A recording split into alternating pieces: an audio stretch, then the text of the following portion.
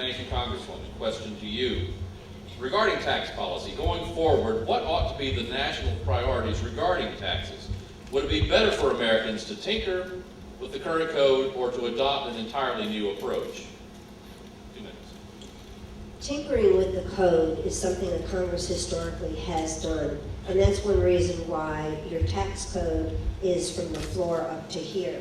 That's the reason why we have to all hire an accountant to do our taxes. We need to have tax simplification, and to have that tax simplification as soon as possible. Nobody likes paying their taxes, but paying taxes and keeping the government running is something that most people realize has to be done. They just don't want to pay more than their fair share of taxes. Right now, the way the system is, because we have taken so many people and put them in the 10% bracket, the top 5% of wage earners in this country are paying over 50, actually 60% of all the taxes today.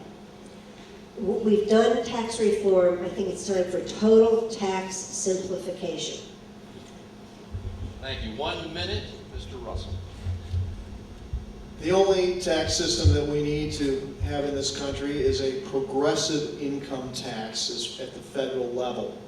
That is the fairest tax of all. The federal tax system that we have right now, because of the Bush tax cuts, which my opponent voted in favor of, our tax system is essentially flat. And that disproportionately is placing the burden of revenue generation on the backs of working people, taking a tax burden away from those with unearned income, those, the well-to-do, or get most of their income from interest and capital gains and that sort of thing. In fact, if all your income is derived from capital gains, you're only paying a 15% tax rate overall. That's it. So the bottom line is we need tax simplification. I think that's a buzzword for the fair tax, flat tax, national sales tax, moving the burden of taxation onto the backs of working people. The well-to-do have had it good enough. And I'm sure there's far more we could talk about here, but that is what my position is, and it's fair for most of the people who work for a living. 30 seconds, Congresswoman. Sounds like class warfare to me. I don't know, any other way to put it. You're pitting people against each other. And remember, we have lowered the tax rate. We also have increased the amount that people can deduct as a child tax credit. And because we've lowered taxes, people want lower taxes. Because we've lowered taxes, it's amazing that more money has actually come into the Department of Revenue, into the federal government. Because we lowered taxes, it created jobs, therefore more people are working. 30 seconds, Mr. Russell. In this district, more people, the people that are working, if you go out and talk to people working at Walmart, they're working 2 and 3 jobs apiece. Americans work more than any other country on earth except for South Korea. And again, when you look at the kind of dollars that people are earning here, $8, 50% of people are earning $8 or less an hour as wage earners. What have we done? One of the biggest problems we recently looked at this, and one of the problems is that people are very concerned about is that wages have not kept up with the cost of living, and we get to this insurance issue that I have a plan for, and she writes one for big business. Thank you, Mr. Russell. Mr. Russell, following on that, you assert that the Bush tax policies have shifted the burden of government payments from the wealthy to the workers. But a study put out by the Congressional Joint Economic Committee does not bear that out. The top 50% of income earners pay 96.5% of federal income taxes, while the lower 50% pay just 3.5%. The top 25% pay 83% of federal income taxes. The top 10% pay 65.8%, and those are the folks who have an adjusted gross income of about $95,000 or higher. The top 5% pay 54.4%, and the top 1% pay 34.3%. Given your position on that, I would like to hear you elaborate. Thank you. Well, income taxes are the ones that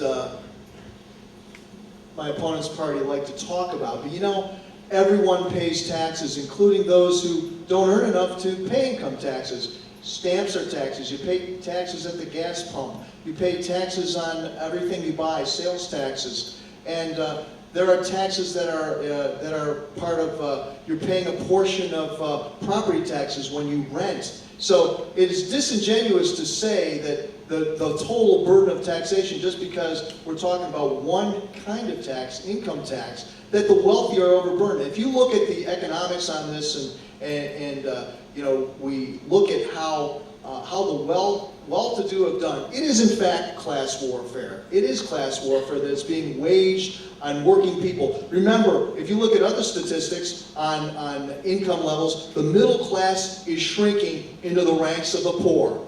And while there are more billionaires than ever before, that's great, and you contribute that much of that to the tax cuts. The bottom line is, how well are Americans doing as a people? And America is being turned, is just on the brink of becoming a feudal state. Congresswoman, 1 minute. You know, I know this district pretty darn well. I have 8 counties and I travel throughout the entire district. People in this district believe that the economy is doing well and that the majority of people, first of all, you have to realize the majority of people actually are retired in this district. What they want is to make sure that their investments are earning enough money.